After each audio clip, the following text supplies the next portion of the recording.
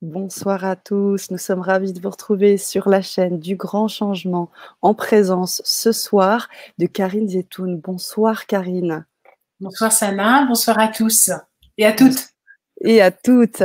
Je sais que Oui. Chantal était déjà présente à bien avant un bon moment, depuis un bon moment déjà. Salutations lumineuses de l'île Maurice et on vous salue également Chantal. Merci de nous apporter cette lumière et ce soleil. On en a besoin. Ouais. On est ravis de vous retrouver. On va prendre tranquillement le temps de vous accueillir, prendre tranquillement aussi vos petits commentaires, vos bonsoirs, vos cœurs. Et j'aimerais aussi savoir si parmi les personnes qui sont ici présentes sur cette Vibra conférence, des personnes qui connaissent déjà Karine Zetoun. Donc, si vous connaissez Karine Zetoun, faites-moi un petit 1. Si vous ne la connaissez pas encore, faites-moi un petit 2.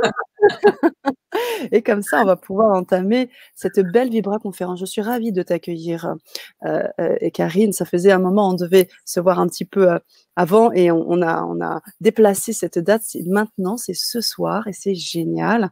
Et on va surtout, si on lit le titre de cette Vibra conférence, on va se reconnecter à sa puissance et prendre sa place. C'est important. Hein. Donc, vaste programme. Et j'aimerais, en attendant qu'on ait les réponses de nos auditeurs, parce que c'est toujours un petit timing, un petit temps de décalage entre les moments où les auditeurs écrivent et au moment où on peut les lire. Elle nous souhaite, Chantal nous souhaite les vœux, tous mes vœux d'amour universel pour cette année 2021. Merci Chantal. Oui, Chantal, bonne année, très belle année. Ouais, carrément. Alors, ce que je te propose, Karine, c'est qu'on prenne le temps de te connaître. Oui. Donc, voilà, tranquillement, chers auditeurs se connectent. Voilà, la belle communauté qui t'accueille. Mylène, bonsoir Karine et recoucou Sana. On s'est vu précédemment dans la chronique. C'est de peut-être... Ah pardon, excuse-moi, vas-y. T'en prie, bonsoir Mylène. Bonsoir Mylène, ma chère. C'est ça. C'est peut-être, oui, prendre ce temps de te présenter en attendant que tout le monde se connecte aussi. Et puis, on commencera au vif du sujet par la suite. Tu veux bien? Oui, après j'expliquerai pourquoi ce titre la puissance et prendre sa place. Oui, je vais me présenter. Donc moi, je m'appelle Karine Zetoun. Je suis médium, je suis hypnothérapeute, donc je suis spécialisée en hypnose régressive et en hypnose spirituelle. Et j'ai créé aussi ma propre méthode qui s'appelle l'hypnoson, puisqu'en fait, j'ai découvert qu'en alliant les sons chamaniques et l'hypnose, j'avais vraiment d'excellents résultats. Donc, je donne aussi des séances de son, ce qu'on va faire d'ailleurs, on va en parler tout à l'heure lors des ateliers. Et le son a vraiment cette vertu de décristalliser les émotions, de permettre à l'énergie de circuler dans le corps et de libérer les blessures émotionnelles. Donc c'est vraiment et puis aussi de nous donner la pêche, bien évidemment, de remonter notre vibratoire. Donc quand moi j'allie le son avec l'hypnose régressive, eh bien ça fait un beau mariage. Voilà, quand j'utilise cette thérapie. Donc voilà. Donc en gros, je fais une présentation succincte de qui je suis, en fait. C'est parfait. C'est parfait. Ça va? Tout parfait. C'est tout parfait. Et j'ai envie de rebondir aussi sur tes capacités médiumniques, en fait. Comment tu les allies avec tout ça? Est-ce que les sons chamaniques sont reliés avec une forme de canalisation que tu fais? Voilà, est-ce qu'il y a ces liens que tu fais aussi? Tout à fait. Parce qu'en fait, pour donner un peu la genèse, moi j'ai découvert en fait ce don, parce que pour moi c'est un don, c'est pas du tout quelque chose que j'ai appris. Les sons, j'ai découvert ça il y a 18 ans à peu près, lors d'un atelier que j'avais fait. Je suis quelqu'un qui est je suis très sensible à la musique et au chant. J'adore chanter. Et donc, une fois, j'étais allée comme ça à un atelier sur les sons et le chant. Et en fait, j'étais toute timide, hein, parce que je trouvais que tout le monde chantait super bien et waouh. Et je m'étais dit, oulala, moi, ouais, je chante, mais pour moi, quoi. Donc, j'ai commencé, on était en cercle à chanter et en me laissant, en me disant, ok, je fais confiance et puis j'ose en fait laisser ma voix sortir des sons. Et ce qui s'est passé ce jour-là, c'est que j'ai vécu une expérience, on va dire inattendue, parce qu'en fait, je m'attendais à rien du tout. C'est que au moment où j'ai laissé des sons comme ça sortir de moi, je me suis retrouvée en fait à avoir des visions qui sont arrivées et je me suis retrouvée comme dans une vie antérieure où je me suis vue avec des longs cheveux noirs, en train de chanter au ciel et aux étoiles. Et là, quand je dis je me suis mise à chanter, j'étais chantée. C'était très bizarre. C'est plus moi qui chantais, mais c'était une force qui chantait à travers moi. Et il y a des sons qui sont sortis de moi, mais même là, quand j'en pense, ça me met des frissons. C'était trop beau, quoi, en fait. C'était des chants, des sons et des chants inspirés. Et j'ai senti la présence, comme s'il y avait des ancêtres dans la pièce. Et il y avait un grand rain stick, un grand bâton de pluie dans cette pièce-là, à ce moment-là. Et quand les chants se sont terminés, quand ça s'est arrêté de chanter à travers moi, le bâton de pluie s'est mis à pshhh, mais comme s'il y avait une réponse. Mais ça m'a en fait bouleversé ce qui s'est passé ce jour-là. Et à partir de ce moment-là, je ne sais pas si c'est une porte qui s'est ouverte en moi, mais j'ai commencé, comme je suis quelqu'un qui médite beaucoup, j'ai commencé quand je méditais chez moi, lorsque je sentais que j'avais des choses à régler, des blessures, des émotions, à chanter. Et je me suis rendu compte qu'en fait, ça me réalignait, ça me recentrait. Et je donnais déjà des soins énergétiques et puis j'ai commencé à mettre les sons dans mes soins. Et je me suis rendu compte qu'en fait, tout de suite, je m'alignais avec cette part de chaman en moi, en fait, que j'avais réveillée, qui s'était réveillée. Et je me suis mise à être complètement guidée dans mes séances, c'est-à-dire que je voyais aussi des guides qui venaient pendant les séances. Je voyais dans les corps des personnes ce qu'il fallait aller reconnecter, réparer. C'est comme si, en fait, je voyais mes guides faire comme de la couture, en fait. C'était très bizarre. Ils allaient recoudre des parties dans l'aura qui étaient déchirées par rapport à des blessures du passé, etc. Donc, vraiment, j'adorais faire ça et j'adore toujours faire ça. Mais à un moment, il me manquait comme une dimension. C'est-à-dire que je me rendais compte que pendant ces séances, souvent les gens rentraient en état modifié de conscience parce que les sons, ça a cette particularité de faire déconnecter du mental, d'apaiser vraiment l'esprit et de nous mettre dans un état modifié de conscience. Et je me suis intéressée aux états modifiés de conscience, mais pour moi, ce qui était très important, c'est que la personne, elle puisse prendre partie à sa guérison, en fait, être actrice aussi de sa guérison, en comprenant que ce qu'elle pouvait peut-être libérer en elle à ce moment-là, il fallait qu'elle en soit consciente, mais aussi qu'elle participe à sa guérison. Donc en fait, je me suis intéressée à l'hypnose, mais à l'hypnose régressive, parce que pour moi, ce qui m'intéresse dans l'hypnose régressive, c'est d'aller chercher la cause de la problématique et pas forcément, moi je fais partie des cas qui ont un mental très fort et en fait, tu as beau me faire une séance d'hypnose en me disant tes problèmes, tu les mets dans un sac et puis tu les jettes dans l'eau. Moi, j'ai mon côté très rationnel qui va dire dans tes rêves, même pas en rêve, moi, ils sont toujours là, donc ça ne fonctionne pas. Il y a des gens, oui, qui ont cette faculté et ça fonctionne. Avec moi, ça ne fonctionne pas. Donc, je me suis dit, mais comment moi-même je peux aller libérer peut-être des blessures de mon passé, mais tout en les conscientisant, en sachant d'où ça vient, parce que j'ai un côté très analytique, moi, c'est-à-dire j'ai le côté où je suis branchée, mais j'ai un côté où où j'ai les pieds sur terre et je suis très pragmatique. Et je pense aussi que c'est important parce qu'on n'a pas à faire dans la vie qu'il y a des gens, quand ils ont des blessures, qui sont très ouverts à la spiritualité et puis qui vont forcément comprendre, se laisser porter. Il y a des gens aussi qui ont besoin de comprendre ce que vous faites et qui ont un esprit très rationnel, qui ont besoin d'être rassurés et qu'il faut leur expliquer aussi le pourquoi du comment. Et moi, je suis quelqu'un... qui aime bien expérimenter, mais qui aime bien pouvoir expliquer ce que je fais et pourquoi j'en arrive à cette déduction-là, et voilà, le pourquoi du comment. J'ai en fait les deux côtés, quoi. Et dans l'hypnose régressive, ça m'a permis de prendre conscience de pourquoi je souffre là, d'où vient ma souffrance, et en participant au fait d'aller regarder quelle est cette part de moi qui souffre et comment s'est générée cette souffrance, ça m'a permis de, pour donner une image, c'est un peu comme si je pouvais aller regarder et dire « Ah ouais, c'est ça !» Poum, reconnecter l'émotion. Et le fait de reconnecter l'émotion, c'est un peu comme si on remettait la prise à la terre. C'est-à-dire, c'est moi qui vais aller voir ce qui se passe. Si par exemple, je dis à un client, OK, votre schéma d'abandon, là, que vous avez, c'est lié à ça, il s'est passé ça dans votre vie. Personne, elle peut me dire, bah ouais, OK, Karine, bah ouais, c'est vrai, là, j'ai souffert, mais bon, vous me le dites, mais c'est tellement enfoui que ça ne me fait rien de le savoir. OK?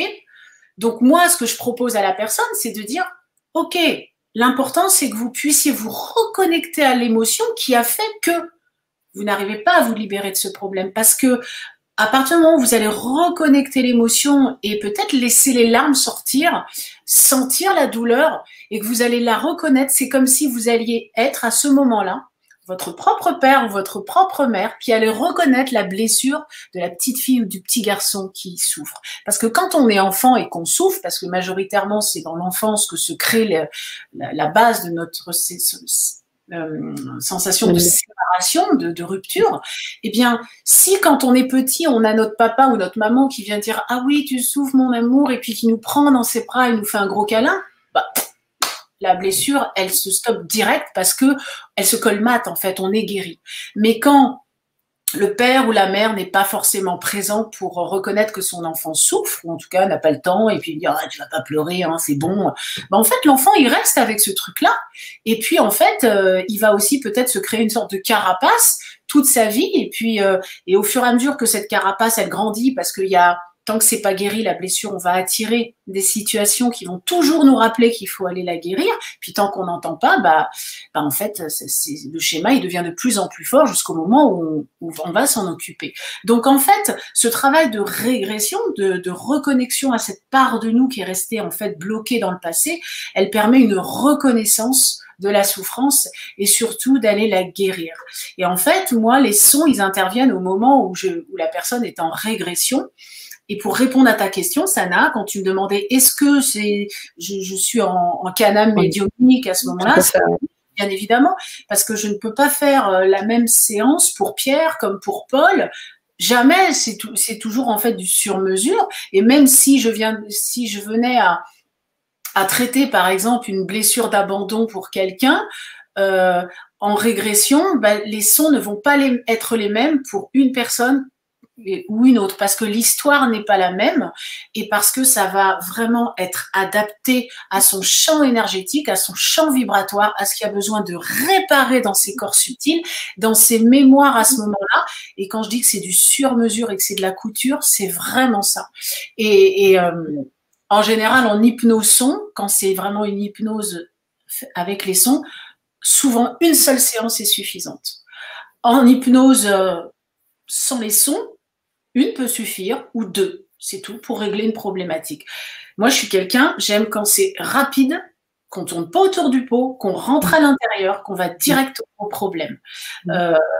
En fait, voilà, je suis pour les thérapies brèves et surtout, mon but à moi, c'est que la personne puisse se reconnecter à son cœur. Et lorsqu'il y a ce travail de reconnexion au cœur, c'est comme si c'était des petits filaments de lumière qui faisait que comme si cette prise à la terre, on m'a montré que c'était comme des filaments de lumière. Et quand tous ces petits filaments, ils sont reconnectés, ton cœur devient un soleil. Donc ce travail, c'est un travail, ce que mes guides m'expliquent en fait, c'est que c'est un travail de récapitulation. C'est d'aller chercher toutes ces parties de nous qui sont restées dans le passé et d'aller les reconnecter une à une. Donc ça demande, en fait, je dis toujours aux gens qui peuvent être fiers d'eux quand ils font ce travail-là, parce que ça demande beaucoup de courage d'aller regarder à l'intérieur de nous ce ce à quoi on a essayé d'échapper depuis toujours, parce qu'on n'est pas éduqué comme ça. On est éduqué de manière à, bon, c'est bon, quoi, tu vas pas chier sur toi. Alors qu'en fait, moi, mon travail, c'est d'essayer de dire aux gens, mais c'est justement, si tu es triste, mais c'est super de le reconnaître. Si tu as peur, c'est bien de le reconnaître. Et on nous apprend tout le contraire. Donc déjà, le plus important, c'est d'aller déjà cibler la problématique. Parce qu'en général, quand je donne des séances comme ça, il y a toujours un entretien avec la personne de 20 à 30 minutes où mon travail à moi, c'est d'accompagner la personne à prendre conscience réellement de la problématique sur laquelle on va travailler. Souvent, les gens m'appellent et me disent bon, moi, Karine, en fait, moi, ce que je veux, c'est être heureuse. Moi aussi, hein. Tout le monde, hein. En fait, on veut savoir quel est notre projet de vie, on veut être heureux, on veut avancer. Donc, en fait, c'est légitime, on veut tout ça. Mais quand je commence à demander à la personne, mais c'est quoi la problématique qui fait que vous n'êtes pas heureuse? Mais souvent, c'est très compliqué pour la personne de répondre à cette question. Quand je leur dis comment vous vous sentez, mais alors il y a des gens pour qui ça va être facile, mais il y a des gens pour qui c'est super compliqué. Quand je leur dis qu'est-ce que vous aimeriez, quelle est la problématique dont vous aimeriez vous libérer aujourd'hui pour vous reconnecter à qui vous êtes, mais bien souvent, les gens, ils vont partir dans tous les sens. Ils vont me dire, alors il y a ça, puis alors il y a ça qui va pas, il va ça, et puis en plus il y a ça, mais en fait, ce que je veux, c'est quand même être heureuse. Donc, ils sont perdus. Donc moi, mon travail, ça va être de les... Mais des fois, je les sonde, ils en peuvent plus, mais parce qu'en fait, mon travail, c'est de les recentrer sur eux, les mettre sur le focus de ce qu'il y a de plus important à régler dans l'ici et maintenant. Et souvent, ils veulent tout régler d'un coup. Et je dis, mais c'est pas possible. Vous pouvez pas vous reconnecter à votre cœur en une séance, c'est pas possible. Par contre, régler une problématique en une séance, bien évidemment que c'est possible. Une ou deux séances, ça dépend ce qu'on va traiter. Mais ce que je veux dire par là, c'est qu'il faut choisir. Et ce qui est très dur pour les personnes, souvent, quand ils ont, par exemple, il y a des gens qui ont les 5 blessures. Par exemple, moi, j'ai eu les 5 blessures. Rejet, humiliation, trahison, et puis plein d'autres. J'ai eu une vie, mais hyper compliquée, un départ de vie, mais super difficile. C'est pour ça que j'ai cette empathie et que j'arrive à faire une lecture d'âme à la personne et de savoir exactement comment il va falloir cibler la problématique avec précision. Et en fait, je dis toujours aux gens, quelle est la goutte d'eau aujourd'hui dans votre vie qui fait déborder le vase? Et souvent, ça les aide. Qu'est-ce qui est le truc là que t'en peux plus, là que tu veux qu'il s'arrête? Et déjà, ça les aide. Mais des fois, c'est pas aussi simple que ça. Donc vraiment, l'entretien avant une séance, c'est ça, c'est cibler la problématique pour ensuite, moi, pouvoir poser la bonne question à la conscience intérieure de la personne pour aller, pouf, vraiment dans la racine du problème, chercher le fil là qu'on va prendre pour aller reconnecter le corps à l'âme. En fait, c'est ça. Donc, mon travail, voilà, j'espère que les gens ont compris, c'est ça. Oui. Je suis une accoucheuse d'âme, en fait. Je fais naître les gens dans leur corps, en fait, je les ramène dans la matière. Parce que quand dans le thème de la conférence, quand je parle de pourquoi la tête prend plus de place que le cœur, c'est parce qu'aussi on est déconnecté de nous. Donc il faut savoir que toutes nos blessures émotionnelles, elles se localisent dans la matrice, dans le ventre. Si moi je t'appuie sur le ventre, tu vas avoir super mal parce que je vais appuyer sur des nœuds où il y a des vides énergétiques qui correspondent à tes blessures. Par contre, si toi t'appuies, tu vas me dire mais non, j'ai pas mal. Et en fait, ces vides énergétiques, c'est ce qui fait qu'on a cette déconnexion au cœur. À partir du moment où on va aller dans le passé chercher cette part de toi qui est restée capturée et qu'elle va se rebrancher au cœur, eh bien ce vide, il va appuyer. Tu vas pouvoir appuyer, moi je vais appuyer à cet endroit, tu n'auras plus mal du tout. C'est parce qu'en fait, dans le ventre, les peurs, elles viennent d'où? C'est parce qu'on a des vides. Dès que ces vides, ils se remplissent, poum, on a un sentiment de paix, d'apaisement, de sécurité, et c'est ce qui fait que le mental se calme. Donc le cœur, en fait, il peut commencer à prendre des décisions, à savoir ce qu'il a envie, c'est se reconnecter à cette part d'enfant en nous. Un enfant, tu lui demandes ce qu'il veut, mais il est spontané, il sait. C'est les peurs qui font qu'il ne sait plus après, parce qu'on lui colle des schémas. Mais je veux dire, un enfant, quand il est connecté à la joie, bah, il sait ce qu'il veut, il a des rêves, etc. Donc, le but, c'est ça, c'est plus on est dans le cœur et plus on est dans le présent, dans l'ici et maintenant, et qu'on est surtout dans son corps. Quand on est dans son cœur, on est dans son corps.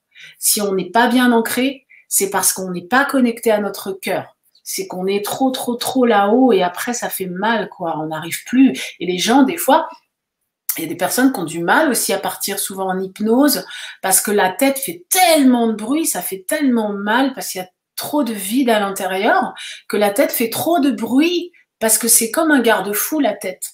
Quand elle se met à penser beaucoup, ça évite de sentir ce vide à l'intérieur. Donc vraiment, le but, c'est d'aller revenir à la maison et de retrouver ses pieds, de retrouver sa terre, en fait. Voilà, j'ai beaucoup parlé, je suis très bavarde, mais quand je commence, Mais je dis, tu n'as pas du tout beaucoup parlé, bien au contraire,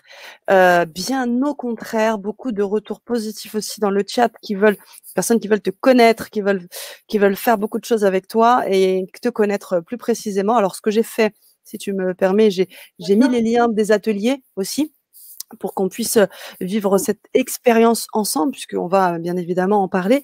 Moi, j'avais une question par rapport à toutes ces choses tellement intéressantes, ce que tu as dites.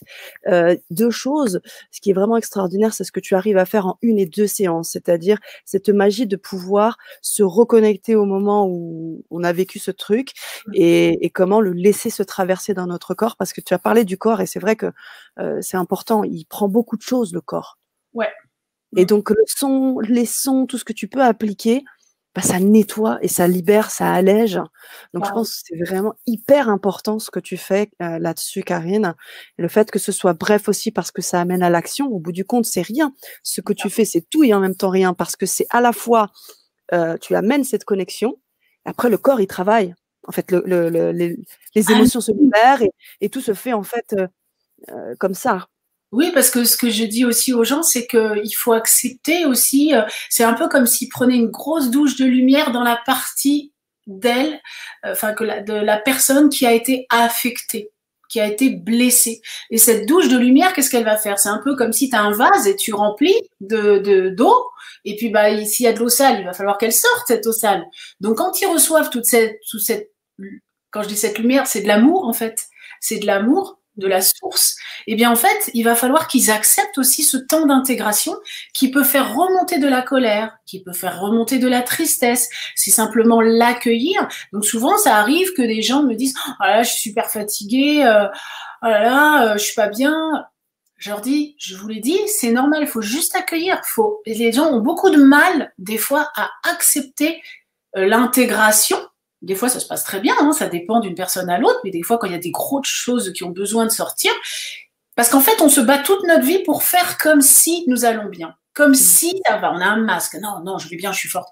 Mais quand là, on fait un travail comme ça, c'est d'accepter de dire, ok, peut-être je vais être 3 jours fatiguée, parce qu'en fait, l'énergie, elle va commencer à décristalliser dans mon corps toutes les tensions, tout ce que j'ai retenu depuis des années qui a fait que je suis pas présente à moi-même. Et bien, en fait, les gens peuvent avoir l'impression d'être fatigués parce que c'est simplement l'énergie qui se remet à circuler, le cœur qui se remet à battre.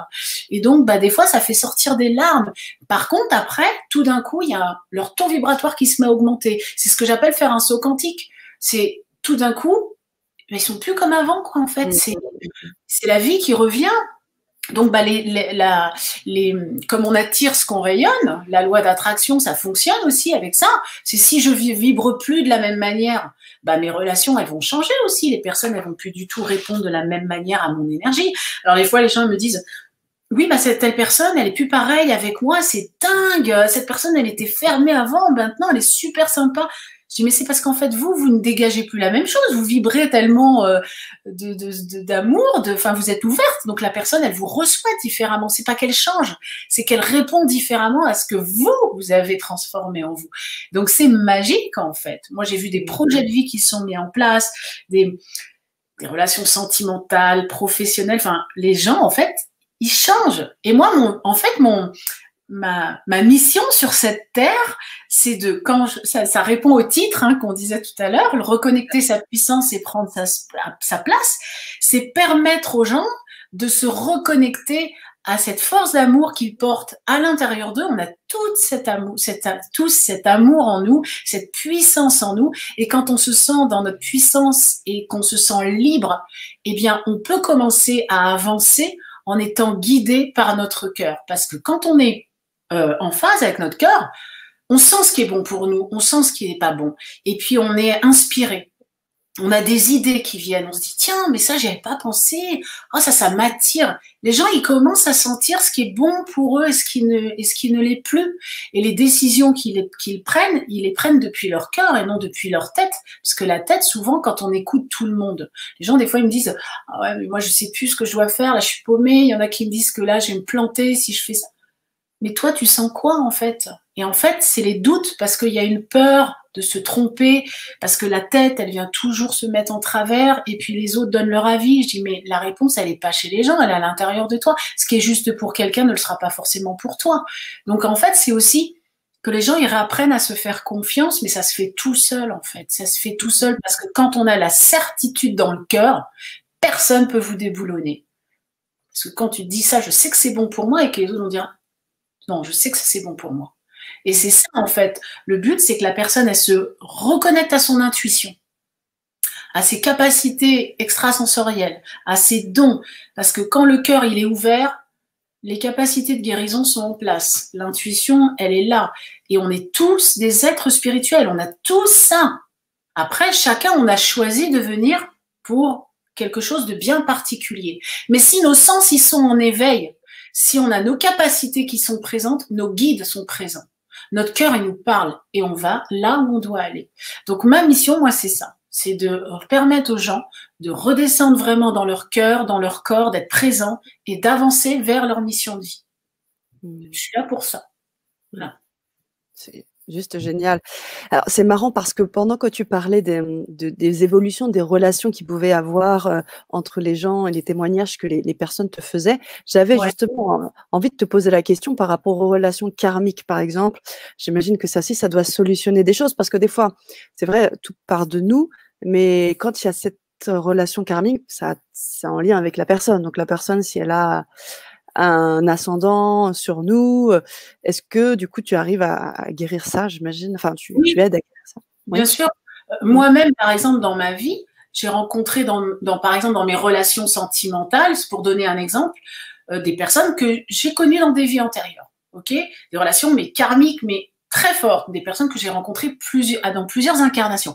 Et ça n'a pas forcément été des relations faciles, parce que ces personnes m'ont fait travailler sur des choses, mais qui ont été liées en plus karmiquement dans d'autres vies. Donc c'était d'autant plus difficile de lâcher la relation. Mais par exemple, imaginons une personne, en tout cas, elle venait m'apprendre quelque chose et me permettre de me reconnecter aussi, parce que dans une relation, on est on a soit l'ascendant sur l'autre ou l'autre a l'ascendant sur nous, soit on est bourreau, victime, ou alors c'est des tendancieux. Donc forcément, ça nous fait travailler toutes ces facettes de nous. Et c'est encore plus fort quand c'est une relation karmique, parce que c'est plus fort, c'est plus difficile de se défaire du lien quand c'est quelque chose qui a été très fort dans le passé. Une personne, par exemple, qui va venir me voir et qui va me dire « Bon, Karine, voilà, mon partenaire, c'est karmique, c'est super fort, mais je vis quelque chose… » Imaginons que la personne, c'est un pervers narcissique qui domine la personne, mais qu'en fait, la personne est très amoureuse et c'est viscéral, en fait, c'est une connexion d'âme très, très forte. Eh bien, selon ce qu'elle va vivre, en fait, la personne… Bien évidemment, le but de la séance, ça va être peut-être de l'aider à retrouver la cause de la problématique qu'elle vit. Pourquoi, par exemple, cet homme a une emprise sur moi et que je n'arrive pas à me libérer de cette emprise. Donc, on va aller demander à la conscience intérieure d'aller chercher l'information dans le passé. C'est possible qu'elle aille dans une vie antérieure. Moi, le but, parce que j'ai des gens aussi qui me disent « Ah, mais moi, je veux absolument aller dans une vie antérieure. » Je fais « Non, non, je suis pas d'accord, parce qu'en fait, je pense que l'âme, elle est plus sage que nous. Notre âme, elle sait exactement où est-ce qu'il faut aller chercher l'information. Et quand on reconnecte l'information et que la personne, elle commence à prendre conscience du pourquoi elle vit ça, bah, il y a le travail avec les sons, mais aussi, parce que j'avais pas en fait fini de répondre à ta question tout à l'heure, on me dit ce qu'il faut dire à la personne. C'est-à-dire, je ne vais pas dire des phrases toutes faites en disant oui, alors ta blessure d'abandon est terminée. Non, non, non, non, non, jamais. C'est-à-dire que je vais déjà écouter ce que la personne elle a à dire.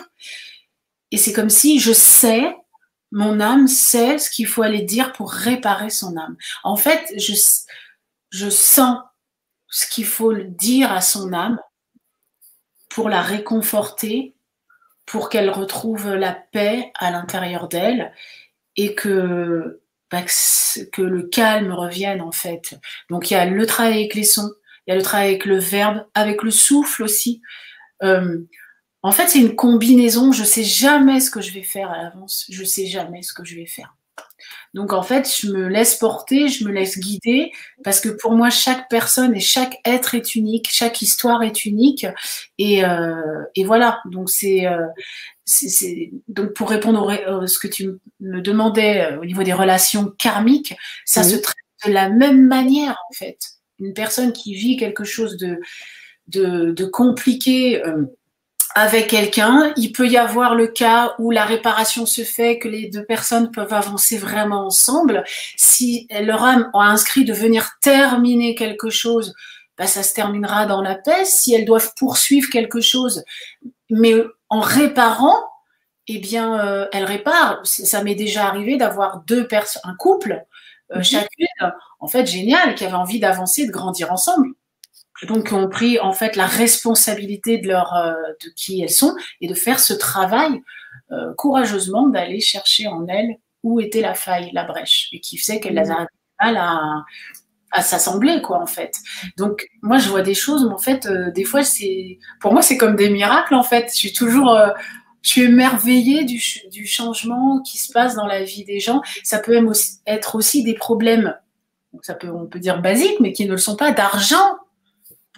Des gens qui ont des problèmes qui n'arrivent pas à gagner leur vie. C'est toujours une vraie galère, quoi. J'ai eu une fois le cas d'un monsieur qui avait des dettes et des dettes et des dettes avec son commerce. Et il me dit, Karine, je dois de l'argent à tout le monde, je ne m'en sors pas, je suis acculée par les dettes et j'ai l'impression que je ne m'en sortirai jamais. L'argent fuit dans ma vie, s'en va. Tout ce que je touche, ça s'en va, et en plus, j'ai des dettes. Et en fait, on avait fait une régression pour demander d'où ça venait. Et lui, il est parti, mais direct dans une vie antérieure. Alors que je dis toujours, c'est pas fort, on laisse faire. On va pas, je sais pas où vous allez aller. Mais là, son âme, elle a été dans une vie antérieure et il s'est vu mort, attaqué. C'était à l'époque du Moyen-Âge, je sais plus. Il était avec une sorte d'habit du Moyen-Âge, truc en métal, etc. Il était sur un cheval et il a été tué par une lance au niveau du plexus solaire et il se voit mort avec le sang qui coule, etc. Et il me racontait, parce qu'en fait, il est dissocié de la scène, donc il peut m'expliquer ce qui se passe, et il me raconte qu'en fait, il a toute son énergie qui fuit comme ça. Il n'a plus de force, il n'a plus rien. Donc moi, on me montre en fait qu'il faut aller réparer cet endroit de son corps, en fait, qui restait en fait dans ses corps subtils, dans la mémoire, pour aller justement colmater la brèche qui faisait qu'il avait cette fuite d'énergie, fuite aussi de son pouvoir, et qui faisait que dans cette vie, dans cette incarnation présente, l'argent qui représente un fluide d'énergie, qui ne pouvait pas garder à l'intérieur de lui, c'est pour ça que ça fuyait tout le temps, il fallait aller réparer. Je fais donc la séance avec les sons, on fait le travail de réparation, de recoudre les corps, etc. Et donc, en fait, je lui dis, vous me direz si ça va mieux. Et je dis toujours, quand c'est une séance d'hypnoson, il y a vraiment 21 jours d'intégration parce que l'énergie, elle descend, en fait, tous les corps et il y a vraiment, il y a tout qui se remodèle, en fait. La structure se refait entièrement. Et cette personne m'a écrit une longue lettre, je me souviens, une lettre, il m'a écrit. Mais moi, j'ai pleuré, parce que tellement ça m'a touchée dans son histoire. C'est qu'il m'a dit, Karine, ça a été spectaculaire dans la semaine où il y a eu le soin. J'ai ma banque qui m'a rappelé, mais il m'a dit, mais c'était comme des miracles. Ils se sont rendus compte que c'était eux qui me devaient de l'argent. Mais c'est un truc de malade. Moi, je me disais, mais c'est un truc de dingue. Et en fait, il y a des personnes qui se sont proposées pour l'aider, pour le financer et tout. En fait, sa vie, elle a été transformée à cet homme et il n'a plus jamais, depuis, ça fait plusieurs années maintenant, il n'a plus jamais de problème d'argent. Donc, il a reconnecté à son pouvoir, en fait, pendant cette séance. Et c'est pour ça que c'est magique en fait. Le son, ça a des vertus, mais extraordinaires. Extraordinaires et alliées avec la régression parce qu'en fait, la personne, elle est dans la conscience de ce qui se passe. Elle participe à sa guérison. Je lui demande, mais dans quelle partie de votre corps vous voyez ça? Les gens sont actifs et dans cet état modifié de conscience. Parce que pour moi, c'est très important qu'ils soient acteurs. Parce qu'en fait, c'est du courage qu'il faut quoi pour aller mais vraiment regarder cette partie de nous qui nous fait mal. C'est pas facile, quoi. C'est pas facile. Bien sûr, c'est pas facile et c'est pour ça que c'est important d'être bien accompagné, comme tu le fais. Et puis, il y a une deuxième part qui est très intéressante dans ce que tu dis, c'est que c'est la personne en fait qui vit le truc et t'es un média, t'es un vecteur par le son, par la canalisation, par ce que tu peux voilà communiquer, mais c'est la personne qui fait son travail, qui se nettoie, qui fait ces choses et c'est juste sublime en fait, c'est juste hyper beau. Si je fais tout, en fait, ok, je suis un instrument, l'énergie passe à travers moi. En fait, moi, je prête mon corps. Je suis juste un canal qui chante, etc. Ok, qui accompagne, qui parle, etc. Mais la part importante du travail, déjà, elle commence déjà rien que dans l'entretien. Quand la personne accepte d'être sincère et de reconnaître ce qui lui fait mal, déjà, il y a une part du travail qui commence. Je dis toujours, avant que la séance, elle commence d'hypnose ou d'hypnoson, déjà, vous avez déjà fait une partie du travail, c'est d'accepter que vous souffrez. Et vous reconnaissez que vous souffrez. C'est comme si vous disiez là à votre enfant intérieur, ok, t'as mal, je reconnais que t'as mal, je suis désolée, quoi. Je me rendais pas compte que c'était à ce point-là, que cette émotion était forte pour toi. Maintenant, je suis ok, on va aller regarder ce qui se passe. Donc déjà, la personne, elle a ouvert la porte et ça arrive des fois que les gens, ils rêvent avant la séance, ils rêvent d'eux, moi, ils me disent, ah, vous êtes venus pendant les rêves et tout. Parce qu'en fait, dans leur conscience, il y a quelque chose qui s'est ouvert, qui est prêt à recevoir, en fait. Donc là, c'est génial, c'est que vous êtes prêts, quoi, en fait. C'est le travail, il s'amorce déjà de guérison. Je vois tout à fait. C'est l'acceptation. Le fait de c'est ça. simplement dire, j'accepte de voir que je vais pas bien. Déjà, il y a une part du travail qui s'engage. C'est ça. Acceptation et responsabilisation aussi.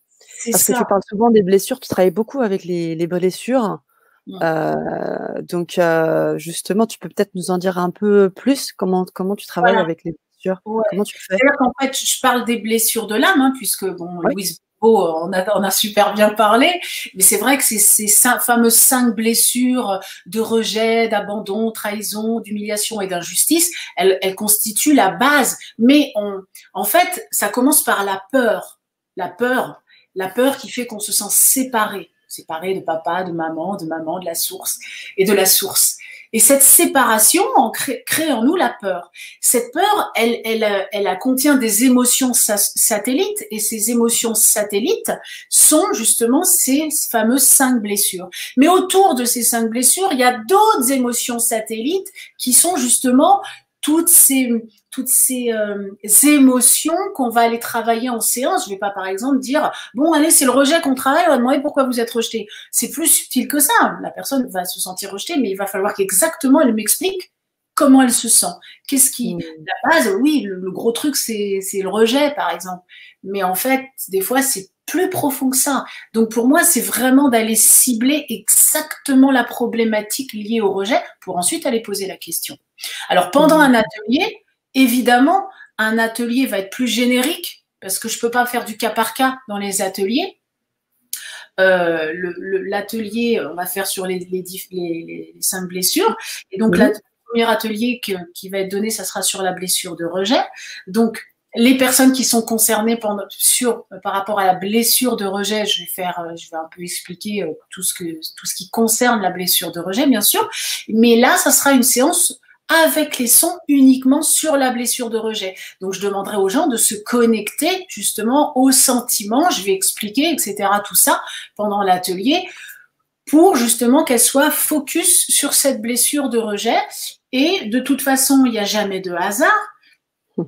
Dans les séances, toutes les personnes qui seront présentes dans le groupe à ce moment-là, les guides qui seront présents, les guides de lumière qui vont m'accompagner pour faire le travail dont je vais canaliser les sons pendant la séance, ce seront les êtres parfaits pour les personnes qui seront là. D'accord? Mmh. Alors, c'est vrai que je dis, c'est pas la même chose, ça va pas être peut-être, je ne sais pas, on me dit, tu sais pas. Aussi un truc en régression, parce qu'en régression, je vais poser exactement la question qu'il faut, donc on va aller vraiment dans la faille, dans la brèche de la personne. Mais Mmh. de toute façon, rien que le fait d'être connecté par exemple à la blessure de rejet ou d'abandon, aux sentiments qui vont avec, mais je ne vais pas dévoiler tout de suite, ça se fera pendant l'atelier comment on va faire. Mmh. Déjà, ça veut dire que je vais porter de l'attention sur cette partie de moi qui souffre. Donc, de toute façon, les guides qui vont se présenter pendant l'atelier vont pouvoir répondre aux besoins des personnes qui auront besoin justement d'aller harmoniser cette partie d'elles. Après, les gens qui ont envie de faire un travail plus pointu en régression, voilà, ils peuvent prendre un rendez-vous privé. Mais je veux dire, déjà, de toute façon, ça va aller, oui, forcément, ça va apporter des choses. Il peut y avoir aussi, comme pendant les séances de régression, une intégration, il va y avoir une intégration qui va se faire après les ateliers. Donc, les personnes peuvent aussi avoir des émotions qui remontent à la surface. Il faut simplement les accueillir. Si, par exemple, une matinée, j'ai envie de pleurer parce que, tiens, j'ai des choses, des souvenirs qui remontent, eh ben, faut les accueillir parce que même si la personne, par exemple, elle se sent rejetée, je vais prendre cet exemple parce que c'est l'atelier, le premier atelier que je donnerai, mais qu'elle me dit, moi je sais pas pourquoi. C'est-à-dire dans ma vie, j'ai toujours des situations où dans mon boulot on me rejette, où les femmes me rejettent, mais forcément, peut-être je crois savoir d'où ça vient, mais j'en suis pas sûre. Peu importe, parce que ce qu'il y a de magique aussi avec les sons. Parce que moi, avant de faire de l'hypnose, je ne faisais que des séances de son sur les problématiques comme ça, mais sans forcément savoir. Ce qui se passe, c'est que souvent, pendant une séance de son, la personne, elle va avoir des fois son histoire qui défile. Et des fois, elle va dire ah ouais, ah purée, j'ai vu ça, là, ma mère m'a dit ça. De toute façon, j'ai jamais voulu avoir d'enfant. Des fois, vous pouvez avoir la réponse pendant la séance. Donc, ça y est, ça se recolmate tout seul. Donc, c'est pour ça que je dis, même si c'est pas une régression, on va aller cibler le truc, une séance de son, des fois, elle va aller régler le problème. C'est comme très puissant. L'important, c'est qu'on sache sur quelle émotion on va se connecter à ce moment-là. Et en fait, ça va permettre de cibler. C'est-à-dire qu'il y aura, pendant les ateliers, il y a une direction qui va être donnée et je vais montrer aux gens comment, voilà, se connecter à l'émotion, etc. Je vais cadrer, en fait, pour l'atelier. Et après, il y aura juste, alors ce qu'il faut pour les ateliers, c'est avoir des oreillettes, parce que le fait d'avoir les oreillettes, on est vraiment connecté à ma voix. Alors, c'est pas forcément des jolis sons qui vont sortir, c'est pas forcément des belles mélopées et tout. Non, non, non. Ça peut être des sons très, très graves, parce que quand on me fait chanter dans les graves, c'est qu'on va aller chercher des fois dans des profondeurs. Ça peut monter dans les aigus, c'est quand ça commence à se dégager et à s'alléger. Et puis, ça peut aussi se terminer par un chant, mais vraiment un chant. Ça m'est déjà arrivé qu'on me dise, mais j'ai l'impression d'être bercée dans les bras de la mère. C'est souvent à la fin du soin, quoi. Mais je sais jamais, en fait, moi, ce qui va se passer. Et puis, ça va dépendre de l'énergie du groupe aussi. Bien sûr. Parce que, en fait, tout va être adapté à l'énergie dans le moment présent, en fait. Et chaque groupe de personnes est différent. Et les personnes qui sont là et qui se retrouvent le même jour au même moment, s'il n'y a pas de hasard, en fait. Donc, voilà ce que je peux dire sur les ateliers. Mais c'est génial, c'est génial. Et tu sais que les ateliers sont aussi disponibles donc tout le temps. Une fois que vous les êtes procurés, ils sont disponibles à vie et en replay. Donc pour les personnes qui pourraient peut-être ne pas le vivre en live, j'imagine que c'est exactement pareil pour le replay. On revit les choses et on peut les voilà. Donc c'est quelque chose qui peut se réutiliser. Voilà. Alors, il faut savoir aussi qu'une séance de son, c'est quand même super fort. S'il y a une personne qui voudra le réécouter le lendemain, il faut y aller doucement. Il faut au moins attendre 3-4 jours avant. Parce que ça travaille quand même dans la structure. Dans la structure énergétique de la personne. Donc, ça sert à rien de forcément réécouter tout de suite le son. Ça sert à rien. Surtout si ça peut secouer au niveau émotionnel. Il vaut mieux attendre que le corps digère l'énergie. Et de toute façon, quand ça a été tapé dans la structure pour ouvrir la boîte de Pandore, il n'y a plus besoin, normalement. Ouais. Bah oui, D'accord, il va y avoir bien vraiment un sûr. travail qui va se faire dans le moment présent, ça sera fait quoi, en fait, tu Bien vois? sûr, bien sûr, bien sûr, je vois tout à fait et pour les personnes, par exemple, qui connaissent déjà leurs blessures et les 2 autres, par exemple, ou sinon pas les 3, c'est intéressant de faire les 3 pour que ça puisse, d'une manière ou d'une autre, agir parce que des fois, on pense qu'on l'a pas, mais on sait pas vraiment si on C'est l'a ou pas la blessure. Oui, c'est vrai ce que tu dis. Souvent, les gens me disent: «Ah ben, ah oui, j'avais pas pris conscience que je portais cette blessure en moi» et puis Mmh mh. aussi, parfois les gens, ils pensent qu'on peut en avoir qu'une seule parmi les 5, mais non, on peut en avoir plein et des fois aussi parce que la personne va avoir du mal à déterminer si c'est une blessure d'abandon, de trahison. Il y a la blessure d'intrusion aussi. Il y a des personnes qui ont vécu des attouchements sexuels, tu vois, des viols, etc. C'est ce qu'on appelle une blessure d'intrusion. C'est-à-dire que je rentre dans ton champ vibratoire et je prends ton énergie. Mais l'intrusion, ça peut être aussi des personnes qui te volent de l'énergie. Et c'est vécu comme un viol et un abus. Tu vois? Donc, Ah il y ouais. a plein, la blessure d'intrusion, c'est vraiment quelque chose d'hyper important à réparer. Et elle se situe vraiment sur des niveaux différents selon ce qu'on a vécu. Donc, ça peut être, voilà, des blessures d'inceste, de viol, des fois, les gens, ils retrouvent des choses. Moi, j'ai eu des personnes qui ne savaient pas qu'elles avaient subi des Mmh. attouchements sexuels parce que c'est tellement enfoui et donc ont une vie où le mental, il est tellement présent parce qu'elles ont déconnecté de leur corps pour se protéger à ce moment-là. Donc, elles font des sorties de corps, etc. Et c'est quand elles vont voir qu'elles se rendent compte que elles ont subi des attouchements et que le seul moyen de plus sentir ce qu'elles subissaient, c'était de sortir de leur corps. Donc, il y a un Mmh. vrai problème d'ancrage, un vrai problème pour être dans la réalité. Donc, voilà, moi, je prends pas ça à la légère, quoi. C'est vraiment aller réparer des traumatismes qui peuvent être mais vraiment hyper forts chez les gens. Moi, j'ai des personnes qui ont été suivies en psychanalyse pendant des années, en une séance, ça a été réparé. J'ai une personne, elle a fait 17 ans d'analyse, en une seule séance, ça a été réparé. Et ça faisait 17 ans qu'elle travaillait sur la même problématique. Waouh! Franchement, Oui, parce qu'on mentalise avec les psychothérapies, on en mentalise fait, alors elle me quand disait, mais moi je sais d'où vient mon problème, je sais, vous mmh, savez, moi je fais l'analyse depuis 17 ans. Je fais, ok, ça a certainement dû vous aider et vous mmh, accompagner pour vous aider à tenir. Mais je lui fais en 17 ans, vous n'avez pas trouvé la cause, en fait, vous souffrez toujours. Et je lui fais peut-être qu'il est temps d'aller regarder à l'intérieur, en fait, ce qui se passe. Et ça a été mais magique pour cette personne. Mais parce mmh. qu'en fait, c'est les thérapies mentales, c'est bien pour t'accompagner, pour peut-être aussi, il y a des choses dans les thérapies mentales qu'on libère, hein, bien évidemment. Mais je trouve que c'est tellement important de reconnaître l'émotion, de reconnecter l'émotion, parce que c'est ça qui permet de se rebrancher au corps. Tout se passe dans les émotions. Tout se passe dans le corps, en fait. Et le corps, c'est notre véhicule, c'est notre maison, on doit l'habiter. Si on n'est pas dans notre maison, on ne peut pas avancer, on ne peut pas créer, parce que on ne se sent pas protégé ni en sécurité. Donc, il faut aller se réconcilier avec notre corps. Et pour ça, il faut libérer les émotions qui nous empêchent d'être connectés vraiment, vraiment à notre corps et dans le présent, en fait. Mmh. Et les traverser en toute sécurité en ta compagnie parce que du coup, tu peux, les guider et être en sécurité parce que très souvent aussi, si on n'est pas en sécurité, on n'arrive pas à le faire. Donc, le fait que tu dégages le mental déjà avec les sons, Hmm.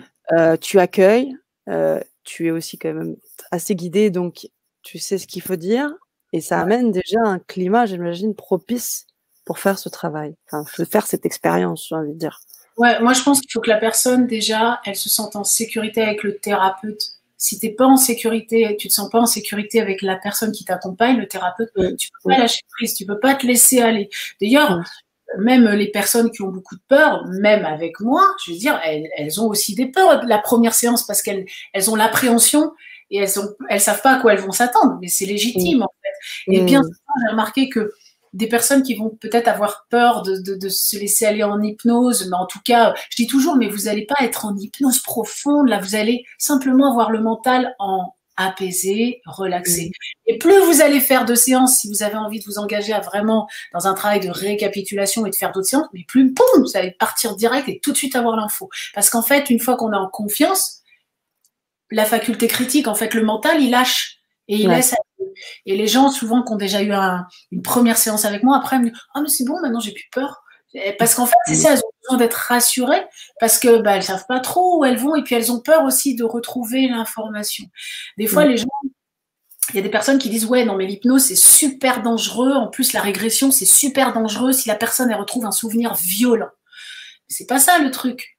C'est si le thérapeute il sait pas gérer, bien sûr que ça peut être violent et que la personne elle peut être en panique, mais si le thérapeute il sait aussi faire en sorte que la personne se dissocie de la scène, qu'elle soit simplement spectatrice tout en pouvant aussi ressentir l'émotion, mais simplement il faut de la bienveillance, de la douceur, de la sécurité, et la personne elle se laisse aller. Et ça il faut pas paniquer. Moi je sais que par rapport à tout ce que j'ai vécu dans ma vie de difficile, j'ai eu des accidents, j'ai eu des problèmes de santé, j'ai vécu vraiment des épreuves très lourdes, des attaques psychiques, mais vraiment, j'en ai pris plein la poire.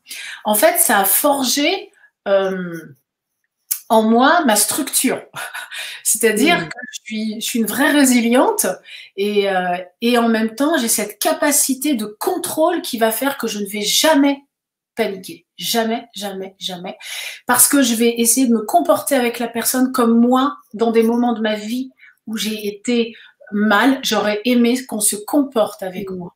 C'est-à-dire que je suis très empathique, je ressens exactement dans mon corps ce que l'autre ressent. Je sais exactement ce que la personne a besoin de recevoir comme induction, comme parole, comme phrase, parce que je sais où elle souffre à l'intérieur d'elle et je sens en moi, en fait, c'est comme si je deviens l'autre. Je sais où est-ce qu'il faut aller faire le travail et ce qu'elle a besoin, en fait, comme nourriture, ce dont elle a besoin pour se réparer. Parce que j'ai traversé, en fait, le truc. J'ai tellement traversé de choses difficiles et j'ai tellement été seule à confronter ça qu'en fait, je suis aguerrie. Je ne vais pas dire que j'ai tout traversé, hein, parce que voilà, on sait tous les jours qu'on travaille sur tout. Mais en fait, j'ai l'impression que je peux pas paniquer, jamais, jamais. C'est pas possible en fait pour moi. Et j'ai connu aussi des moments quand par exemple j'ai fait ma formation à l'époque en régression. On travaillait en binôme comme ça, et j'ai été propulsée dans une vie antérieure où ça a été horrible, j'ai été brûlée quoi. Et la personne qui m'accompagnait, pourtant c'était un psychologue qui se formait à la régression, il est parti en panique. Il est parti en panique le type. C'est-à-dire que moi, je disais que j'étais en train de brûler et j'avais super peur. Il n'a pas su dissocier, il n'a pas su faire ce qu'il fallait, il a paniqué, il a appelé ma prof. Et en fait, pour moi, ça a été un truc, mais en même temps, je remercie l'expérience parce que ça m'a permis de comprendre plein de choses aussi, de comment être avec la personne que tu accompagnes, ne jamais paniquer, garder ton sang-froid, être calme. Il y a toujours des solutions, savoir trouver les mots. Moi, si cette personne avait su trouver les mots, j'aurais pu à ce moment-là réparer ce qui s'était passé par rapport à cette vie passée, mais c'était tellement fort que dans la pièce, j'avais l'impression que mes bras étaient en train de flamber et qu'il fallait ouvrir les fenêtres. Je ressentais tout ce que j'avais vécu dans cette vie-là. C'est pour ça que ça peut effectivement faire peur aux gens, dire « Ah non, mais moi, j'ai jamais fait une régression ». Mais non, une régression, elle se passe bien si tu es bien accompagné, si la personne, tu la mets en spectateur. Enfin, voilà quoi, sauf que là, moi, j'ai vécu un truc, j'ai dit « Mais jamais, jamais je veux que quelqu'un me dise ça ». J'ai jamais eu de soucis. J'ai jamais eu je vais pas dire un patient parce que je ne suis pas médecin officiel, hein, je suis pas un médecin. Je suis un médecin de l'âme, on va dire, mais voilà, je veux dire un sujet, un client, une personne qui est venue, j'ai jamais eu de cas de panique. Jamais ça m'est arrivé. Parce qu'en fait, il faut vraiment, quand on fait ce travail d'accompagnement, être bien dans ses pieds, bien dans son canal, faut être sûr de soi, sinon faut pas le faire. Enfin, et je pense que j'ai ce côté sécurisant pour les personnes. Parce que je vais bien leur expliquer. Et pour moi, c'est tellement important que les gens se sentent en sécurité. C'est ça, le plus important. Pour tous les êtres humains, en fait. Si dans la vie, on est en sécurité, poum, on peut avancer. On a besoin d'un cœur, en fait. De la structure. Une structure extérieure. Et si on la trouve à l'intérieur de soi, on est libre, en fait. Mais c'est vrai ce que tu dis, parce que il y a aussi cette sécurité qu'on a naturelle dans l'aura que tu vas dégager, dans des choses qui sont pas de l'ordre du mental, puisque tu parlais des sons, quand tu vas commencer à faire tes sons. et ben, ça va amener naturellement, tu vas pas leur dire lâcher le mental, c'est ces sons-là qui vont naturellement les amener dans cette sécurité parce que pour eux, ça fait cohérence en fait. Ouais. Et puis je pense le fait de les rassurer avant par les paroles aussi, savoir Bien dire sûr. ce qu'il faut à la personne pour être clair. Pour moi, c'est très important que les gens, quand je parle, comme là par exemple, que ce soit clair et compréhensif pour eux. Tu vois ce que je veux dire? Si les Bien gens sûr. viennent vers toi, ils ont besoin de comprendre ce que tu proposes, ils ont besoin de se sentir en sécurité avec ce que tu leur proposes aussi, ils ont besoin d'un cadre. Et en fait, quand ce cadre, tu l'installes, la personne, elle peut venir s'asseoir, en fait, et recevoir. Et pour moi, c'est ça, en fait, la base. Il faut une base, en fait, dans tout. Et la clarté, c'est ce qu'il y a de plus important pour moi. C'est vraiment mes mots d'ordre. C'est vérité, clarté et liberté. Tu vois? C'est ça. Lumière. Vérité, clarté, liberté, lumière. Génial. Ch'toum, lumière. Moi, je veux que les gens, mon but, c'est que les gens, ils aient des racines et des ailes, en fait. C'est qu'ils soient libres. Mon truc, c'est pas qu'ils restent avec moi, me consulter, tout. Non, c'est OK, c'est bon. C'est pas dehors, mais allez, vous avez tout. Mais c'est ça, ouais. Oui, on a vu dans tes recommandations, quand on va sur le site LGC, j'ai mis toutes tes recommandations. On voit vraiment toutes ces expériences et comment on ressort plus vivant, quoi. Plus plus en accord avec son être. Tu sais, je dis souvent, il faut pas attendre d'être mort pour être vivant. Souvent, les gens qui ont fait des NDE, en fait, racontent souvent quand ils reviennent cette expérience du tunnel, de toute leur vie qui défile, etc., etc. Et souvent, quand les gens voient ceux qui justement ne reviennent pas, ont justement toute leur vie qui défile et dommage, tu es mort maintenant. Il va falloir que tu attendes ta prochaine incarnation pour pouvoir, toutes ces valoches-là ou tous ces trucs que tu as fait, pouvoir les alléger en faisant ce travail, en venant sur Terre. Eh bien, moi, je dis, en fait, c'est en étant ici qu'il faut accepter de mourir à soi-même et renaître. C'est de notre vivant qu'il faut justement accepter de réparer cette partie de nous qui sont mortes, en fait, qui sont restées bloquées, pour les faire renaître. Faut pas attendre d'être mort et d'attendre la prochaine incarnation pour dire oh, je verrai dans une prochaine vie. Mais on s'en fout de la prochaine vie. C'est là que tu es aujourd'hui. Et aujourd'hui, tu es venu sur cette terre. Pourquoi? Pour expérimenter la joie. On est là pour expérimenter la joie, pour être heureux, pour accomplir nos rêves, pour marcher sur notre chemin. Donc, comment tu vas faire pour expérimenter la joie quand tu viens avec des valises de problèmes? Et ces valises de problèmes, c'est pas papa, maman qui te les ont données. Papa et maman, ce sont les personnes que tu as choisies avant de t'incarner parce qu'ils représentent exactement les énergies que tu vas avoir besoin de reconnecter pour réparer tes blessures. Tu les as choisis. Par exemple, ce père qui va te frapper, par exemple, qui va t'humilier, cette mère qui va te rejeter, elle va justement faire juste au niveau de tes cellules un écho en ravivant la mémoire de tes blessures passées pour que tu viennes les réparer. Donc, dans ta vie, tu vas rencontrer des sujets, des éléments, des personnes qui vont te faire revivre ces blessures, les raviver. Et tu vas te dire, ouais, purée, lui, là, je peux pas le saquer, là, j'en peux plus de cette personne, jusqu'au moment où tu vas dire, je n'en peux plus. Et je vais commencer à aller regarder pourquoi cette personne, elle me ravive cette blessure. Ah ouais, c'est parce que là, il s'est passé ça. Ok, clouc, je reconnais, je libère, je reconnecte. Ok, j'allège mes valises. Et le but, c'est ça, c'est de s'alléger de nos valises pour que notre âme, ça soit un soleil, en fait. On s'incarne juste pour venir lâcher nos valises, pour venir retrouver la joie de vivre, donc en lâchant tous nos bagages et reconnecter aussi les bagages, les connaissances qu'on a pour pouvoir justement marcher dans notre chemin. On a les deux dans la balance, hein. La pesée de l'âme, c'est pas pour rien, hein. On a les deux. Donc, il faut trouver l'équilibre, en fait. Et c'est ça. Et la vie, faut pas attendre d'être mort pour être vivant, c'est ça. On n'attend pas une prochaine incarnation, c'est ici. C'est là que ça se passe. Et le jardin d'Éden, c'est ici, en fait. C'est ça. Et je pense que si chacun, on s'occupe de se reconnecter à notre propre lumière, à vibrer la lumière et la rayonner autour de nous, c'est tous les êtres qui vibreront cette lumière qui vont permettre justement à la Terre de remonter son taux vibratoire. C'est pas en allant dire, bon, par exemple, par rapport à ce qu'on vit avec le Covid et gna, on a tous tendance à dire, ouais, il nous saoule, il se fout de nous, machin, c'est du mensonge, la manip. Mais si on rentre en guerre avec eux, ça sert à quoi? On s'en fout. L'important, c'est de dire, OK, eux, par rapport à ce qui se passe, à quoi ça me renvoie, pourquoi je suis mal? Quelle peur? À quelle peur ça me renvoie? Je vais peut-être plutôt m'occuper de moi plutôt que de rentrer en guerre avec tous ces gens-là.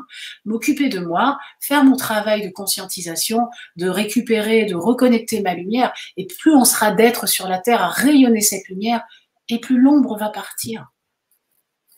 Parce que ce qu'il faut, c'est préparer la Terre pour les âmes qui sont en train d'arriver. Là, il y a plein d'âmes pleines de lumière et hyper éveillées, les enfants qui arrivent là.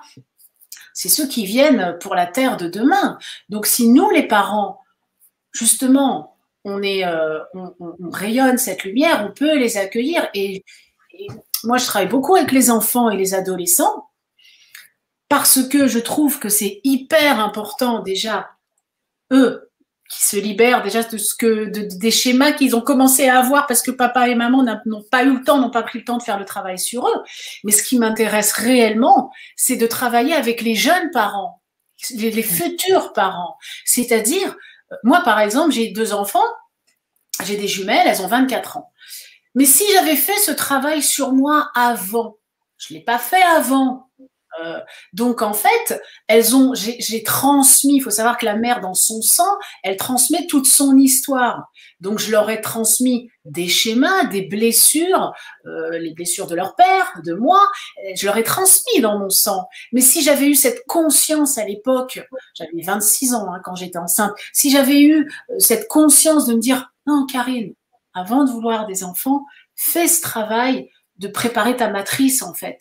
De préparer ton corps, de libérer tes émotions et tes schémas pour pouvoir accueillir ces êtres, bah, ce serait différent.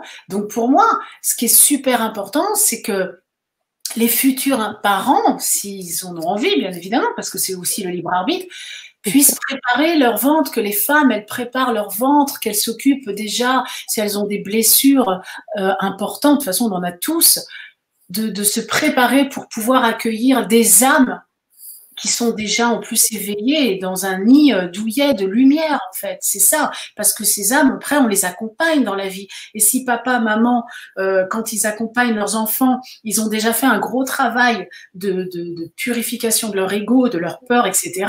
Mais ils vont accompagner leur enfant en conscience, ils vont écouter le cœur de leur enfant, parce que eux, ils vont écouter leur cœur, donc ils vont aussi savoir entendre ce que l'enfant a envie, le guider dans ses choix, etc. Et les âmes qui viennent, il y a vachement d'enfants éveillés, mais ils sont, waouh, c'est des maîtres. Les enfants, c'est des maîtres. Ben, complètement, c'est des maîtres. On parle des enfants cristal. Je sais pas si c'est ça. Hein. Cristal, les enfants arc-en-ciel, etc. Ils ont déjà, ils savent déjà, ils comprennent, ils sont super matures quand ils te parlent et tout. Mais si par exemple les parents sont pas prêts, c'est pas qu'ils vont les couper, mais ça peut être un travail de ça qu'ils vont perdre la conscience de ce qu'ils sont, de qui ils sont, et puis ils vont devoir après plus tard refaire ce travail de libération pour retrouver cette conscience-là. Donc en fait, plus les gens accompagnent cette ère du Verseau, là, d'ouverture, etc., de paix, plus les personnes font ce travail sur elles, les futures jeunes mamans, jeunes papas commencent à faire ce travail, mais c'est merveilleux parce qu'on prépare la terre. La terre, elle a besoin de semeurs de lumière, en fait. C'est ça, hein, le jardin, il faut le réensemencer, en fait, de graines de lumière. Et plus on sera nombreux à faire ce travail d'éveil, de conscience de qui on est, et plus on pourra montrer le chemin. On est tous des guides, en fait, hein, les uns pour les autres. Et en fait, plus on va partager nos connaissances entre nous, mais plus ça va se multiplier. En fait, c'est pas garder pour soi, c'est partager. Partager sa lumière avec l'autre. Et plus on sera nombreux à partager notre lumière, mais plus la Terre, elle va être pailletée, quoi. Plus la Terre, elle va être, le taux vibratoire va monter. Mais c'est pas en disant, si on peut envoyer de la lumière à la Terre. Mais si moi, dans mon quotidien, je dis, je suis méchante avec les autres et tout, j'enlève tout ce que j'ai pu projeter de bien en énergie, c'est sapé. Donc le plus important, c'est de vibrer cette lumière au quotidien, d'être dans cet esprit de joie, parce que le taux vibratoire, il va monter tout seul, en fait. Tu vois? C'est trouver la paix en soi, la joie. En fait, c'est la joie qui fait monter le taux vibratoire. Dès qu'on crie là, mais fou, ça remonte. C'est ça, hein. Et c'est ça, et en fait, dans la joie, dans tout ce que tu dis, je vois un fil, tu vois, rouge d'amour. Je vois un fil en filigrane, tu vois, l'amour, en fait. C'est Parce que la ça. joie, c'est l'amour, parce que la C'est ça. lumière, c'est l'amour, et c'est l'amour universel, cet amour-là qui dépasse tout et qui nous donne cette puissance infinie. C'est ça. Il dit qu'on est tous des êtres capables. Moi, souvent, j'ai des personnes qui me disent, oui, mais toi, t'es forte. Je suis forte. Oui, mais toi, t'as ça. Oui, mais toi. Mais tu sais quoi, moi, j'ai démarré, j'en ai bouffé des ronds de chapeau, quoi. C'est encore maintenant. Et en fait, plus tu montes, plus ton taux vibratoire monte, et plus tu vas dans tes profondeurs. Parce que les gens, des fois, ne comprennent pas. Ils disent, oui, mais je comprends pas. Moi, je travaille sur moi. Pourquoi je vis des choses encore plus dures qu'avant? C'est pas que tu vis des choses encore plus dures. C'est que tu vas puiser dans tes racines. Donc, en fait, tu vas monter en vibration. Tu montes, tu descends. Parce que la lumière, plus elle est forte, plus elle t'éclaire sur tes profondeurs. Et il y a un moment, tu vas monter, tu vas descendre, tu vas monter, tu vas descendre, et clac, il y a un alignement qui va se faire. Si tu vas être dans l'horizontalité, la verticalité, tu vas être dans ton cœur, vraiment. Donc, en fait, ça ne veut pas dire que on s'éloigne de soi, pas du tout. C'est juste qu'on va chercher dans des profondeurs. Donc, quand on a le courage de faire ce travail-là, il faut savoir que le chemin de la récapitulation, ça demande du courage. Mais vraiment. Parce que c'est pas facile de se confronter à nos blessures, à nos démons du passé, à des choses qu'on ne veut pas. Parce qu'on passe aussi des fois des moments où on chiale, où on n'est pas bien, où on a envie qu'on nous fiche la paix, parce qu'on a besoin de récupérer, parce que c'est pas facile. Donc c'est un travail qui est super riche en fait, mais qui permet de savoir qui on est. Et après, le cadeau, c'est qu'en fait, bah, tu te connectes à toi, à ta force en fait. Mais ça veut pas dire, les gens des fois regardent l'extérieur. Toi, tu as de la chance, toi, tu es heureuse, toi, tu as de la force. Mais ta force, il y a un moment, si tu l'as, c'est parce que forcément, tu as vécu des choses difficiles et que tu n'as pas eu d'autre choix que d'aller puiser dans cette force, sinon tu crèves. Dans ma vie, j'ai eu des périodes où c'était soit ça, soit je claque. Donc, non, je claque pas. Je sais que je suis là pour quelque chose. Je sais qu'il y a la lumière au bout du tunnel. Et combien ça va m'en coûter, c'est pas grave. Je regarde toujours la lumière. Et mon focus dans ma vie, ça a toujours été de dire, regardez la lumière, toujours la lumière. C'est ça. Et tant qu'il y a la lumière, il y a de l'amour. Et tant qu'il y a de l'amour, il y a de l'espoir, en fait, il y a de la vie. Et même dans les moments les plus difficiles, il faut regarder ça. Et la force, tu te la forges par les choses difficiles. C'est comme un caillou qu'on polit, quoi, en fait. Tu vois? Mais c'est pas gratuit. Tu t'es pas là avec ta force comme ça. Enfin, moi, je suis pas venue avec ma force. Non. En fait, c'est surtout, j'ai une force de vie en moi, un instinct de vie. En fait, c'est ça qui me dit, j'abandonne pas. Je tombe. Je me relève. Je tombe, je me relève. Et des fois, tu as des moments où tu te sens en apnée. Quand je parlais de choses occultes, oui, j'ai vécu au niveau occulte des choses, mais super difficiles. J'ai failli mourir, quoi, en fait. Et ben, c'est ma force de vie. Je dis l'ombre, la lumière. La lumière, elle est plus forte.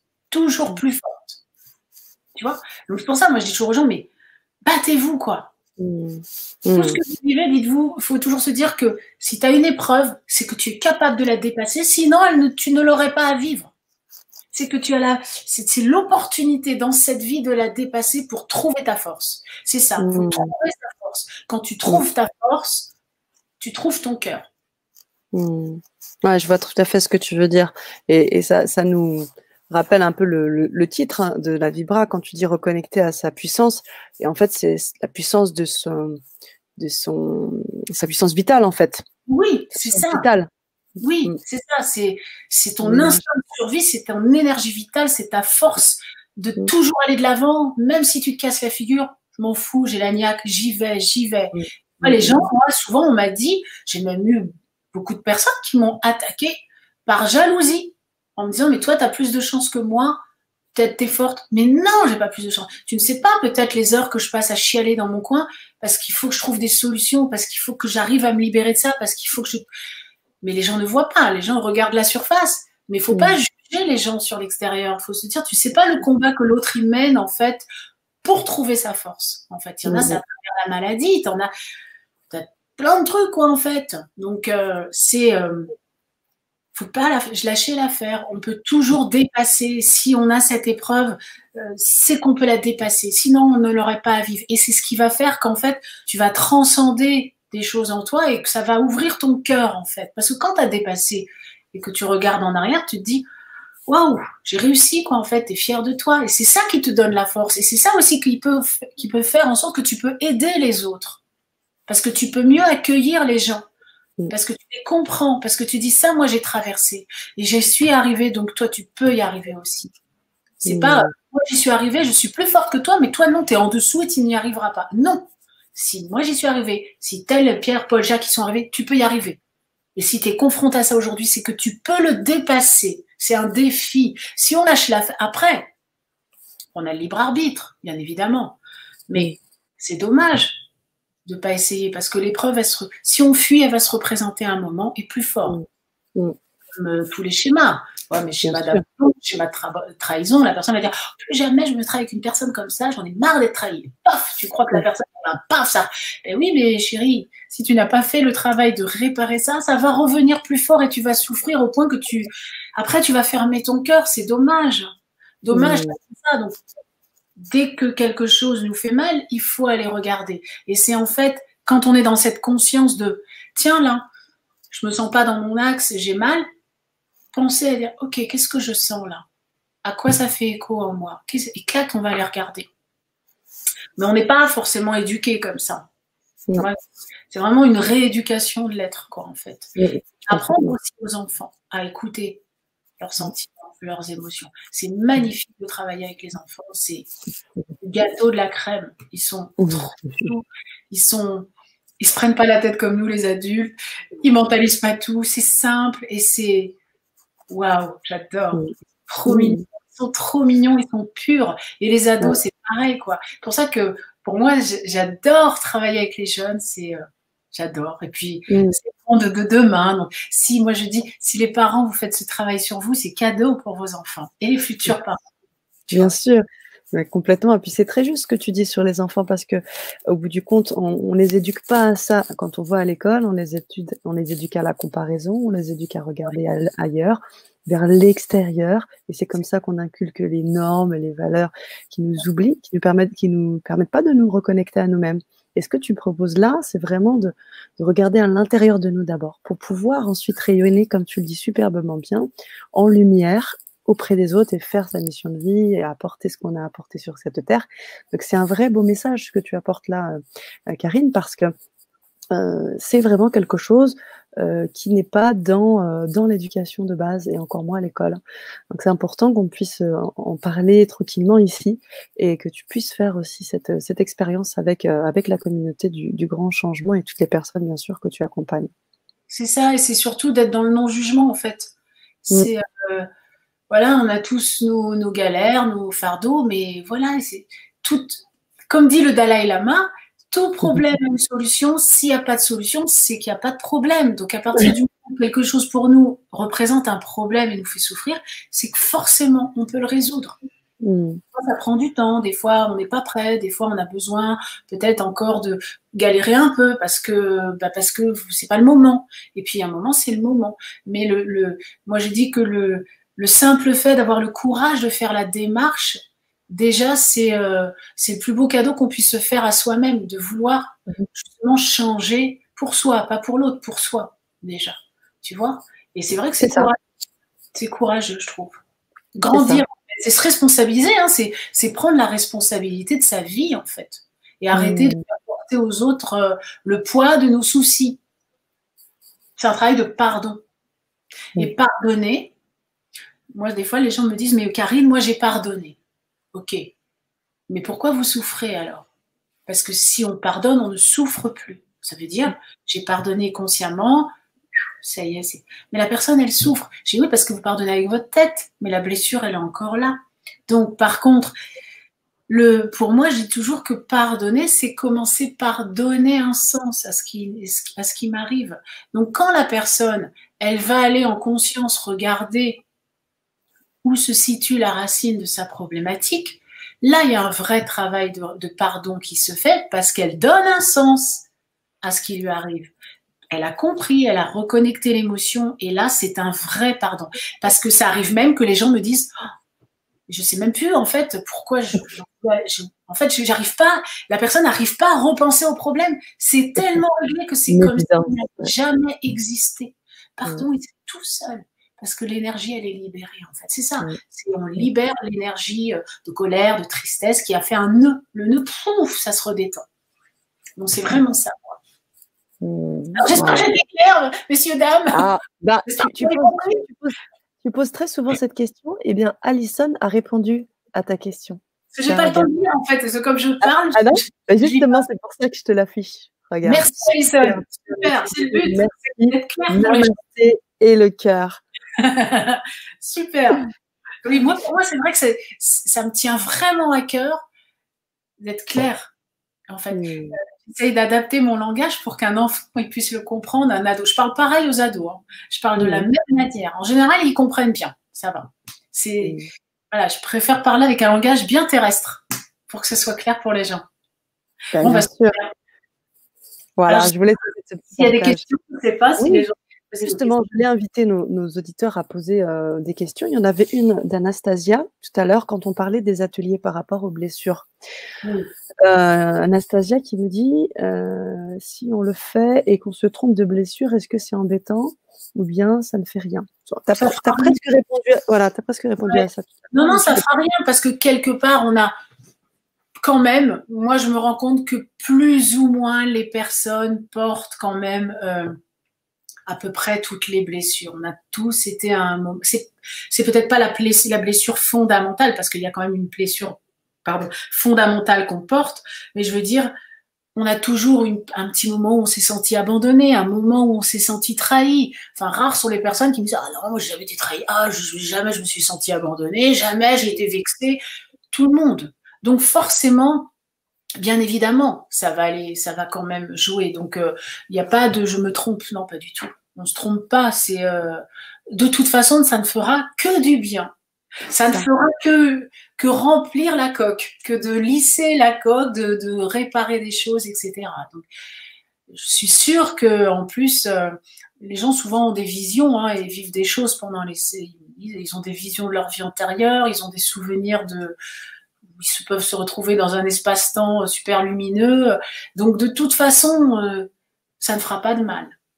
Ça peut faire que du bien pour moi. Ça peut reconnecter à des parties de soi, de toute façon. C'est ça. Donc, il n'y a pas d'erreur. Les personnes qui, par exemple, ne savent pas, elles peuvent s'inscrire à toutes les blessures. Enfin, je veux dire, voilà. Après... il n'y a pas d'erreur si on ne sent pas que c'est la blessure qui revient en récurrence, non. D'accord.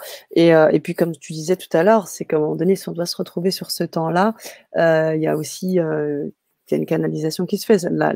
Le chant que tu fais, il se connecte à l'énergie du moment. Donc, c'est aussi ce que tu apportes par rapport aux besoins du groupe. Oui, il y a des synchronicités qui se font.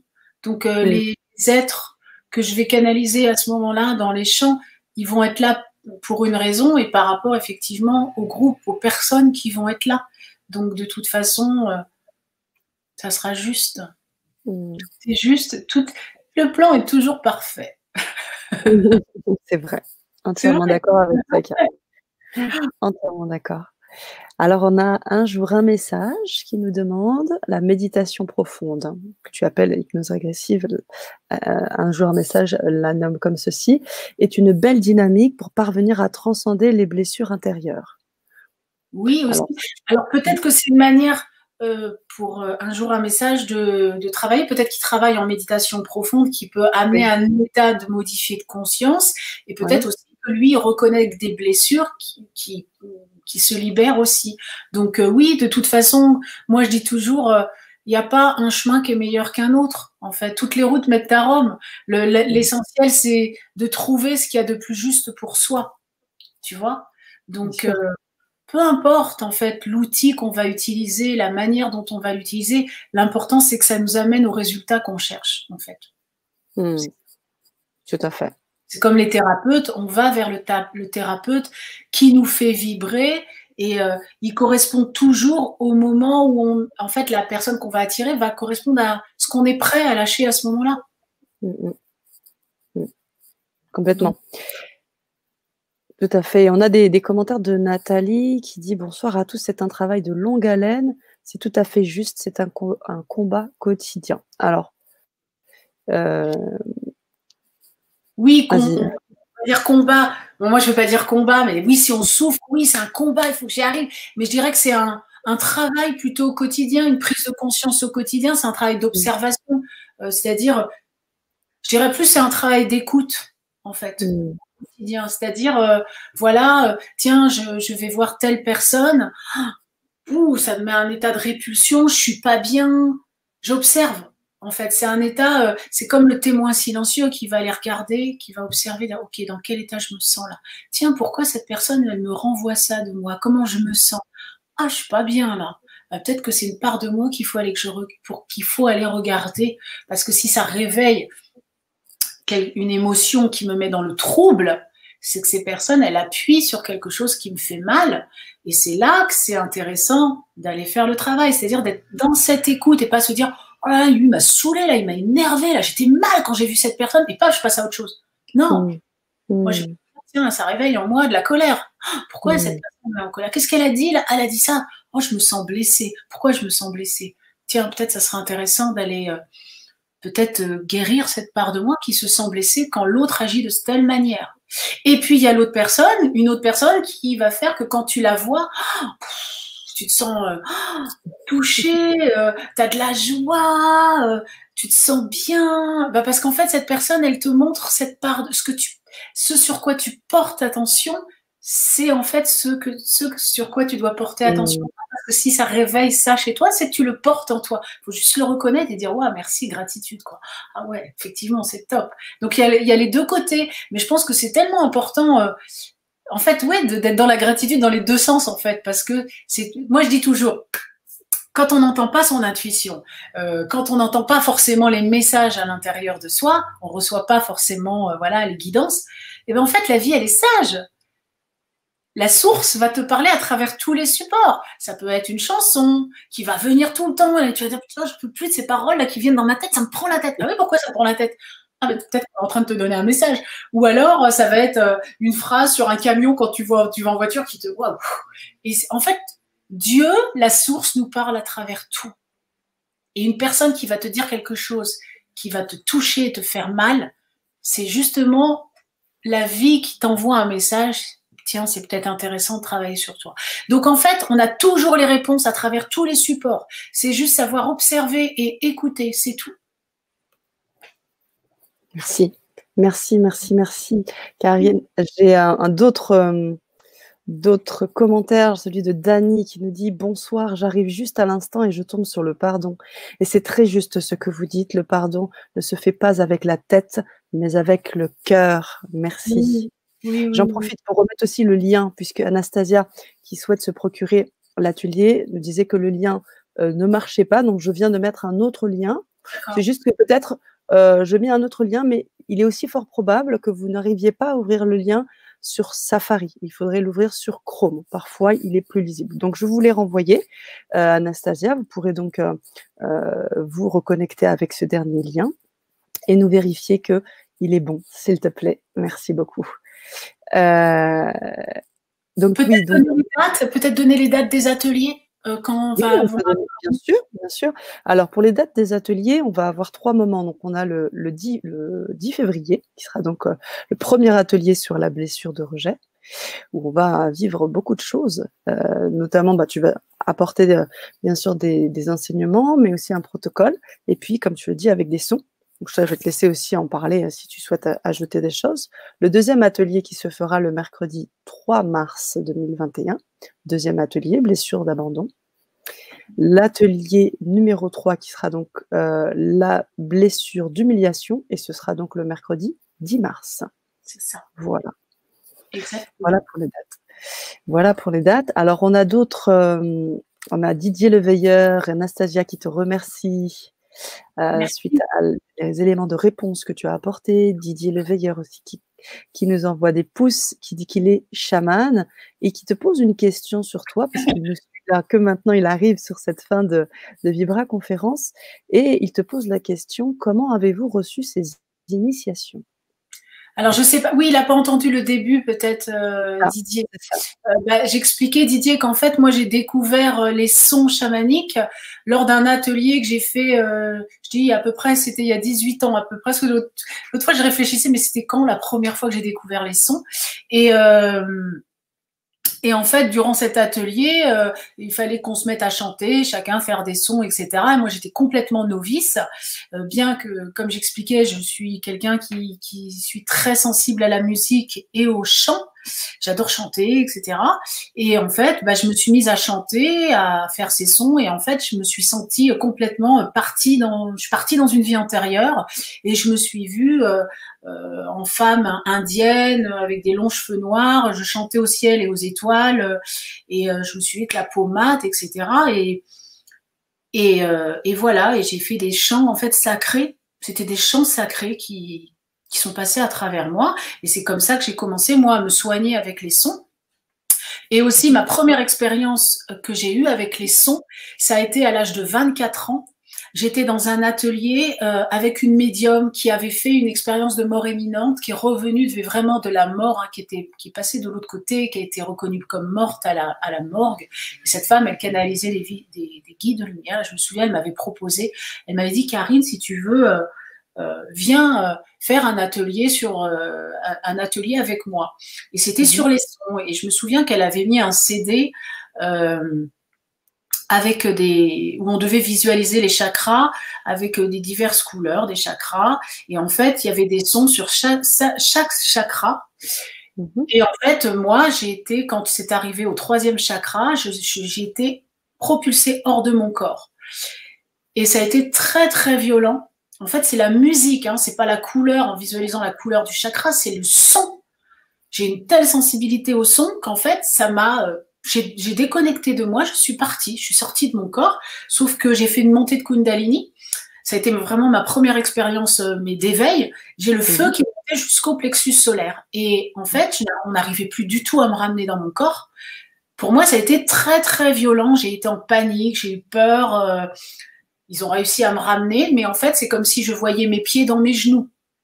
Ça a été vraiment le début de tous les enclenchements au niveau médiumnique que j'ai eu. Moi, j'ai commencé vraiment mon cheminement à l'âge de 22 ans, où je me suis intéressée à l'énergétique et tout ça. Mais l'enclenchement de ces phénomènes de décorporation, vraiment, je sais que petite, je décorporais quand même, mais c'est vraiment à l'âge de 24 ans quand j'ai fait cette montée de Kundalini. C'est pour ça que je mets toujours les gens je leur dis toujours de faire très attention, ceux qui veulent faire des expériences de sortie de corps. J'ai toujours fait faites attention, parce que n'importe quelle entité peut venir mettre les pieds à votre place, dans votre corps. Il faut faire très très attention. C'est pas un jeu.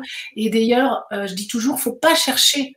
Quand ça doit venir, ça doit venir. Moi, j'ai jamais cherché à être médium, je n'ai jamais cherché à être guérisseuse, je n'ai jamais cherché à être chamane ou quoi que ce soit. Jamais. Les expériences, je les ai vécues dans des moments où je m'y attendais pas, parce que mon âme savait que je devais reconnecter peut-être ses mémoires à ce moment-là. J'ai vécu pendant 7 ans avec un chaman du Mexique. Cet homme, pareil, quand je l'ai rencontré, j'avais déjà reconnecté ces mémoires-là. C'était une rencontre karmique, on s'était rencontrés dans plusieurs vies. Je ne suis plus avec cette personne maintenant, mais j'ai eu des choses à vivre qui ont été aussi une manière, peut-être aussi en partant au Mexique, de reconnecter avec toutes ces mémoires ancestrales, mais il y a eu aussi des mémoires karmiques violentes par rapport à ces vies au niveau chamanisme. Tu vois, à l'époque des Mayas, etc. Donc en fait, j'ai pas vécu que des choses super cool, quoi, hein.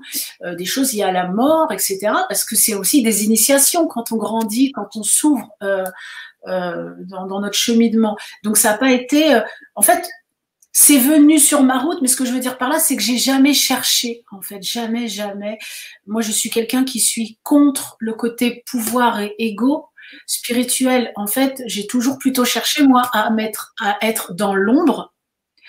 Et en fait, la vie m'a toujours poussée à me mettre dans la lumière. Et à chaque fois que en fait, ça me faisait très peur de m'exposer parce que chaque fois que je m'exposais, soit je me prenais des attaques aussi occultes ou des attaques de personnes malveillantes pour essayer de me dire toi tu dégages, t'as rien à faire ici quoi. Et en fait, il y a toutes ces choses aussi que j'ai dû travailler, dépasser, etc. Parce que ça a déclenché des peurs de vie antérieure aussi. Parce qu'on a eu aussi des vies où on a été dans la lumière, mais on a aussi eu des vies où on a été dans le pouvoir. Donc quand on choisit dans cette incarnation d'être dans la lumière, ne jamais se venger, ne jamais attaquer, rester dans son cœur, bah forcément, tu ne dois pas utiliser des outils de vengeance pour faire du mal aux gens quand ils t'attaquent. Il faut plutôt que tu ailles regarder à l'intérieur de toi, pourquoi ces gens, ils prennent le pouvoir sur toi pour te virer, pour te chasser de ta place, en fait.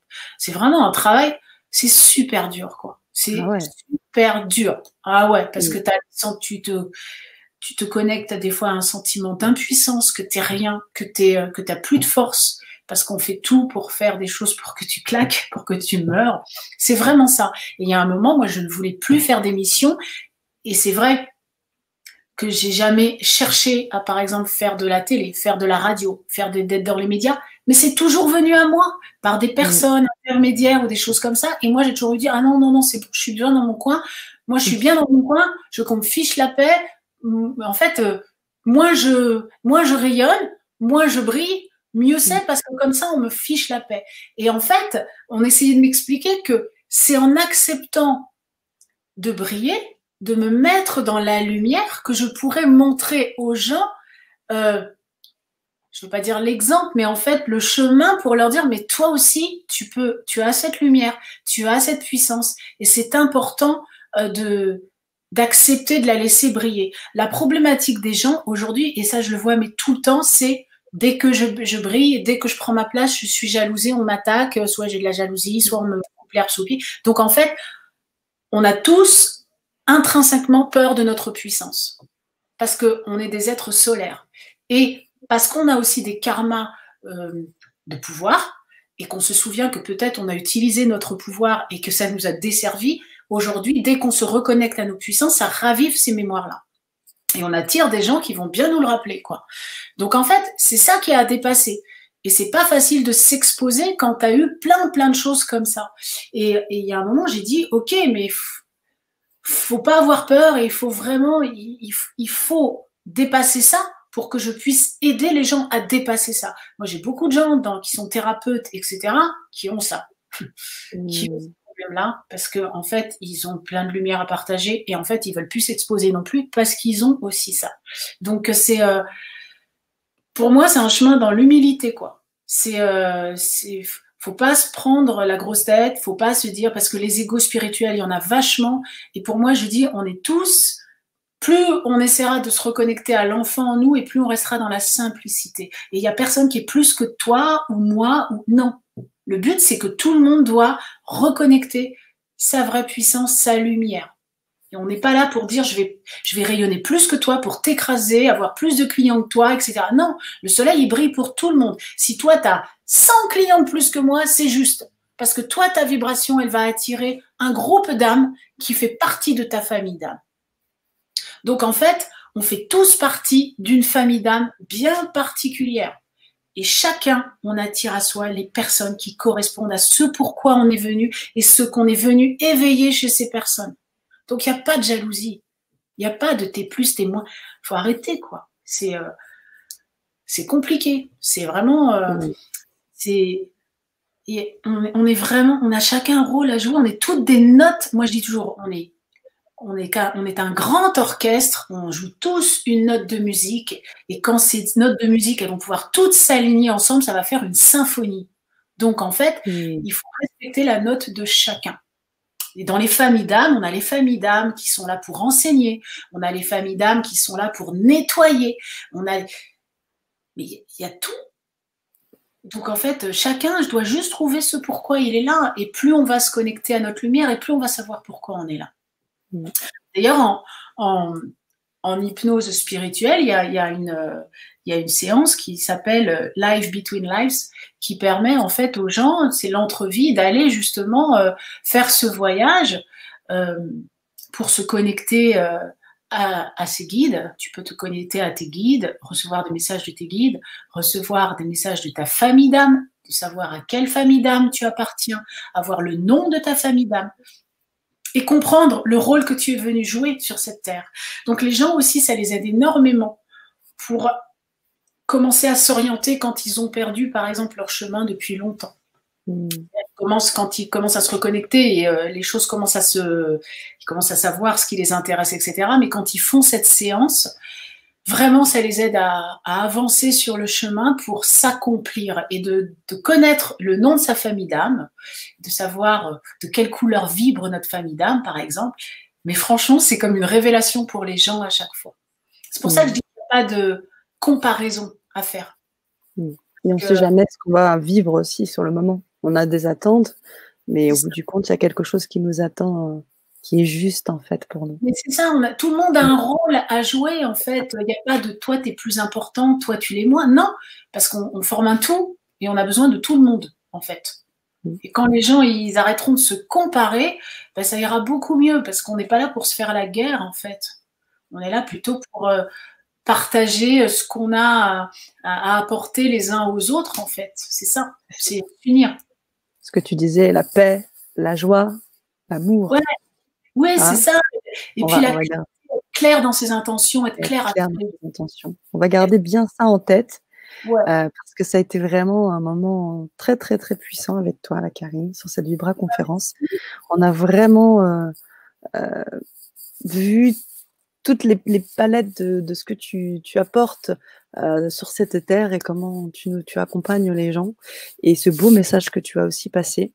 Moi, je vous invite, chers auditeurs, à vous procurer les ateliers, à suivre Karine et puis un prochain rendez-vous, je crois, sur l'atelier. J'ai donné la première date, je crois, de mémoire, le 10 février, voilà, le 10 février, mercredi 10 février.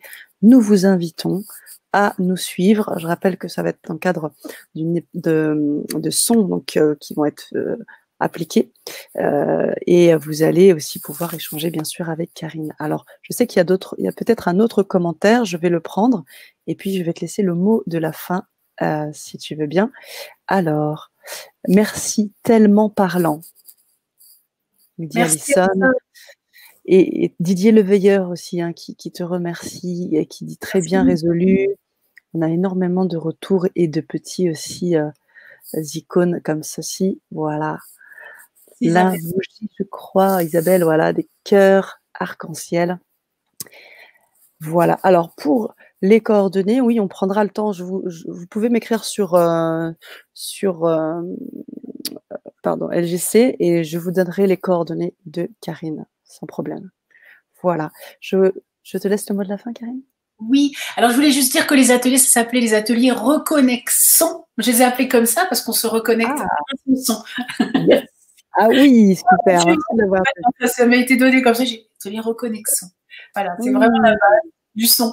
Et puis, je remercie toutes les personnes qui étaient présentes ce soir d'avoir écouté avec votre cœur, parce que je sais que vous avez entendu avec votre cœur. Et écoutez, si vous êtes là pour les ateliers, c'est top. Vous allez être super contents, je le sais. Et puis j'espère qu'on aura d'autres occasions d'échanger lors de prochaines émissions avec Sana. Moi, ça a été un plaisir pour moi. Et je sens le cœur des gens, en fait. Je sens.